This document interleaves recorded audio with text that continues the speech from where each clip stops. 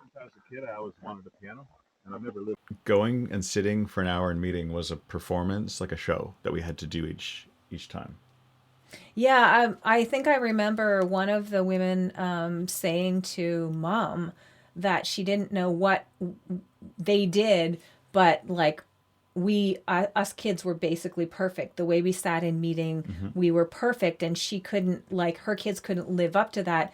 And she was basically kind of like, you know, what the heck do you do? And I You beat them. laugh. Yeah, I laugh when I think about it because I was like, yeah, you just make sure that they are going to be beaten if they don't. And I remember that being very much a pressure when we were sitting in meeting, that dad was on at that point. Yeah. He was on in his role as a leading brother or vying for that. See, when I was little, that was the best time for me because I could dream and be like, I could build a hovercraft and fly, and it'd be amazing, and I could get to school in like 5 minutes and people would be in awe of me. So you're supposed to be listening to someone tell you what doom is prophesied upon the Galatians, and you're building hovercrafts. Like, shame on you, sir.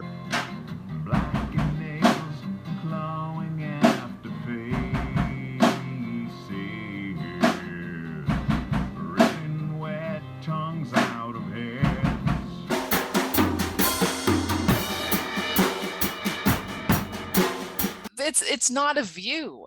It's just like, oh, there, it's an observation. I guess that's Right. a view. I guess Yeah. that's a view. It's not an opinion though. It's just like, oh, let me say some words to take Yeah. up this time and make, like I looked in my concordance and here are some words that the concordance says, and here's 5 other references.